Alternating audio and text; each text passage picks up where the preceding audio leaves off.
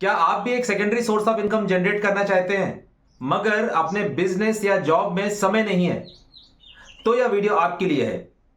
दोस्तों, अगर आप भी डेली 5 से 10 मिनट मेरे इन वीडियोस को देते हैं तो अगले 1-2 महीनों में आप इस इंडस्ट्री के मास्टर हो जाएंगे।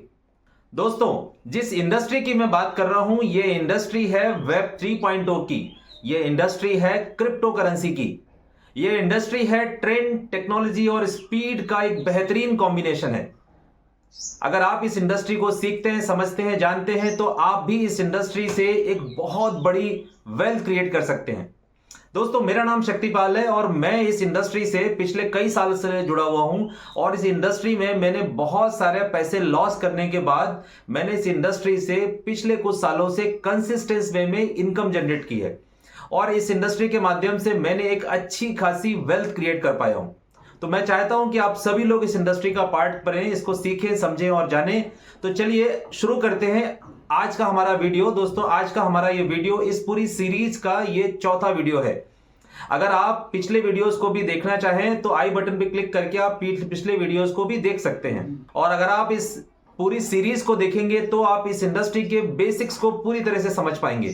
तो आज का हमारा जो वीडियो टॉपिक है वो है मनी, करेंसी, फिएट करेंसीज और क्रिप्टो करेंसीज में बेसिक डिफरेंसेस क्या है, इसको बिल्कुल आसान और सरल भाषा में समझते हैं। तो चलिए दोस्तों, शुरू करते हैं आज का हमारा टॉपिक। और सबसे पहले हम समझते हैं व्हाट इज मनी। मनी क्या है? तो money is a medium of exchange. It store values in it and it is a unit of accounts.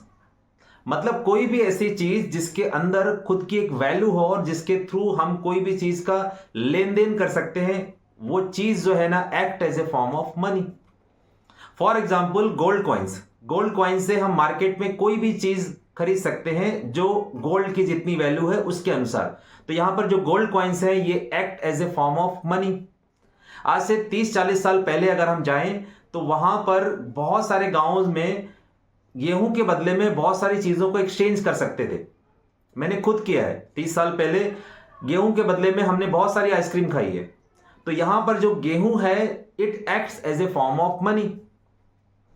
इसी तरीके से कोई भी ऐसी चीज इस पूरे वर्ल्ड में जो कि वैल्यूबल हो और जिसके थ्रू हम चीजों को एक्सचेंज कर सकते हैं, वो it acts as a form of money. एक और एग्जांपल से समझाता हूं आपको। फॉर एग्जाम्पल, आपका कोई एक्सपेंसिव चीज एक बंदर ले गया। आप बंदर को उस चीज के बदले में रुपए देंगे, 100 का नोट देंगे, 500 का नोट देंगे, तो वो आपको एक्सचेंज नहीं करेगा, क्योंकि बंदर के लिए वो जो रुपए हैं वो does not act as a form of money. तो यहां पर एक बंच ऑफ बनानास अगर आप उसको देंगे तो बदले में वो आपकी चीज वापस कर देगा, क्योंकि बंदर के लिए जो बनाना है it acts as a form of money. तो आई होप आपको ये समझ आ गया होगा कि मनी क्या है। तो दोस्तों, आप समझते हैं करेंसी क्या है। कोई भी ऐसी चीज जिसको हम सेंटर में रख के उस पर्टिकुलर रीजन या पर्टिकुलर एरिया में जो चीजों का लेन देन करते हैं उसको हम करेंसी कहते हैं। यानी कोई भी करेंसी जो है वो कोई भी गवर्नमेंट, कोई भी इंस्टीट्यूट, कोई भी ऑर्गेनाइजेशन, कोई भी शॉपकीपर जो इशू करता है उसे हम करेंसी कहते हैं। फॉर एग्जाम्पल, आप बहुत सारे ऐसे नाश्ता पॉइंट्स हैं जहां पर आपको अलग अलग कलर्स के टोकन्स दिए जाते हैं रुपए के बदले में, और हर एक टोकन जो है उसकी एक स्पेसिफिक वैल्यू है। रेड कलर का टोकन, उसकी अलग वैल्यू है। ब्लू कलर, अलग अलग कलर्स के टोकन, उसकी सबकी अलग अलग वैल्यू है। लेकिन इसको इशू किसने किया? इसको इशू किया वो शॉपकीपर ने। तो वो शॉपकीपर, हम एज ए कस्टमर और जो काउंटर है वो पर्सन, ये तीनों लोग उस टोकन्स की वैल्यू समझते हैं। तो ये जो टोकन्स है ये act as a form of currency. ये करेंसी है, ये उस दुकानदार ने इशू करी है, और जिसके थ्रू हम अलग अलग 10 रुपए, 20 रुपए, 50 रुपए, 100 के रुपए के जो टोकन्स है जो अलग अलग कलर में है, उसके थ्रू हम उतनी वैल्यू तक की चीज ले सकते हैं। तो यहां पर कोई भी ऐसी चीज जो कि कोई सेंट्रल अथॉरिटी इशू करती है उसे हम करेंसी कहते हैं। और आप समझते हैं फिएट करेंसीज। अब फिएट करेंसीज कोई भी ऐसी करेंसी जो कि गवर्नमेंट इशू करती है उसे हम फिएट करेंसीज कहते हैं, जिसके थ्रू उस पूरे देश में लेन देन होता है उसे फिएट करेंसीज कहते हैं। तो इस पूरे वर्ल्ड में जितने भी देश हैं लगभग सबकी अपनी अपनी एक फिएट करेंसीज है। अंदाजन 180 प्लस फिएट करेंसीज है इस पूरे वर्ल्ड में।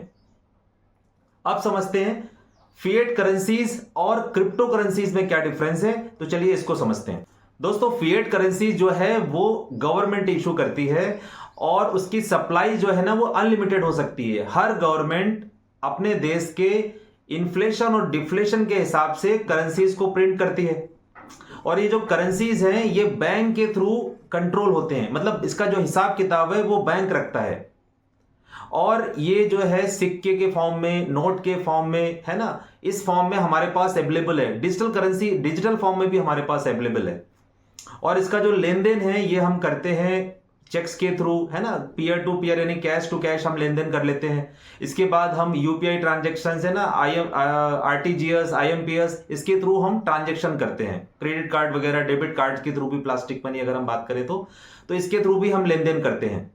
तो ये जो है फिएट करेंसीज में सब चीज तो बढ़िया है। यहां पर तो कॉइन भी है, नोट भी है, हमारे पास डिजिटल फॉर्म भी है जिसके थ्रू हम ट्रांजेक्शन करते हैं। तो फिर क्रिप्टो करेंसीज की क्यों जरूरत पड़ी? क्रिप्टो करेंसीज की जरूरत क्यों पड़ रही है आखिरकार? तो दोस्तों यहां पर एक चीज समझने वाली है कि पूरे वर्ल्ड में जितनी भी फिएट करेंसीज है उसका जो फिजिकल फॉर्म है वो सिर्फ और सिर्फ 8% है। यानी कि अगर हर आदमी बैंक से अपना पैसा निकालना चाहे तो बैंक के पास उतना पैसा है ही नहीं, क्योंकि 8% ही केवल हमारे पास फिएट करेंसीज यानी physical form of currency available है। बाकी सारा जो ट्रांजेक्शन है वो सब डिजिटल फॉर्म में हो रहा है। तो जब डिजिटल फॉर्म के ट्रांजेक्शन ज्यादा हो रहे हैं तो यहां पर फ्रॉड के चांसेस, है ना, हैकिंग के चांसेस और पेमेंट्स के क्या बोलते हैं, लेन देन में गड़बड़ी हो सकती है, क्योंकि सब चीज जो है ना सेंट्रल अथॉरिटी, सेंट्रलाइज्ड सिस्टम है। तो यहां पर जरूरत पड़ती है कोई ऐसे सिस्टम की जिसके थ्रू ये जो ट्रांजेक्शन्स हैं, जो इंटरनेट के थ्रू ट्रांजेक्शन्स हो रहे हैं, ये सिक्योर्ड हो सके। तो तब जरूरत पड़ी यहां पर इन क्रिप्टो करेंसीज की, क्योंकि ये करेंसी जो है ना वो ग्लोबली एक्सेप्टेबल है। देखिए इंटरनेशनल बिजनेस बहुत तेजी से बढ़ रहा है पिछले 10 से 15 सालों में। हम इंटरनेशनल पेमेंट ट्रांजेक्शन्स बहुत ज्यादा बढ़ गए। तो यहां पर एक ऐसी करेंसी की जरूरत है जो कि इंटरनेशनली एक्सेप्टेबल हो। तो यहां पर बिटकॉइन एक एग्जांपल है। इसी तरह से और भी बहुत सारी करेंसीज हैं जो कि इंटरनेशनली एक्सेप्टेबल है। तो देखिए सबसे पहले तो डिसेंट्रलाइजेशन है, यानी कि पैसे का जो कंट्रोल है वो ऑनरशिप हमारे पास रहेगी, है ना, ऑनरशिप कोई थर्ड पार्टी के पास नहीं है। दूसरी चीज इसका जो ट्रांजैक्शन का रिकॉर्ड जैसे यहां बैंक रखती है वैसे यहां पर ब्लॉकचेन के थ्रू होता है। तो बैंक्स में तो एडिट और मैनिपुलेट किया जा सकता है, यानी सेंट्रलाइज्ड सिस्टम में एडिट और मैनिपुलेशन के चांसेस हैं, लेकिन यहां तो ब्लॉकचेन पे तो चांसेस ही खत्म हो गए, क्योंकि यहां पर सारा डेटा जो है वो एक ब्लॉक के फॉर्म में स्टोर होगा और जो भी ट्रांजैक्शन डेटा उसको ना तो एडिट कर सकते हैं ना डिलीट कर सकते हैं। इसकी सप्लाई जो है ना क्रिप्टो करेंसीज की ये लिमिटेड है, इसलिए हम इन्फ्लेशन को भी कंट्रोल कर सकते हैं। और जो फिएट करेंसीज है इसको हर देश अपने हिसाब से छाप सकता है, तो यहां पर इन्फ्लेशन जो है वो हर साल या बढ़ते रहता है। तो ये बहुत सारी ड्रॉबैक्स हैं फिएट करेंसीज में जिसको सॉल्व किया है इन क्रिप्टो करेंसीज ने।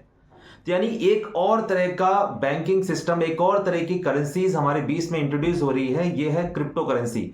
और आने वाले 8 से 10 सालों के बाद हम जो मेजर ट्रांजैक्शंस करेंगे वो इन क्रिप्टो करेंसीज के थ्रू ही करेंगे। तो दोस्तों ये मैंने आपको बेसिक बताया इन सारी चीजों के बारे में। आई होप आप समझ गए होंगे कि हमारे लिए मनी क्या है, करेंसी क्या है, फिएट करेंसीज क्या है और क्रिप्टो करेंसीज ही क्यों फ्यूचर है, ये सब के बारे में। तो दोस्तों उम्मीद करता हूं आपको ये वीडियो पसंद आया होगा। मिलते हैं जल्दी ही नेक्स्ट वीडियोस में। अगर आपको इस वीडियोस के रिगार्डिंग कोई भी क्वेश्चन है तो आप जरूर हमें कमेंट कीजिए और अपना मोबाइल नंबर, व्हाट्सएप नंबर और मेल आईडी आप वहां मेंशन कीजिए ताकि हम लोग आपस में इन फ्यूचर कम्युनिकेट कर सके। तो चलिए दोस्तों मिलते हैं नेक्स्ट वीडियोज में, तब तक के लिए गुड बाय, टेक केयर, जय हिंद।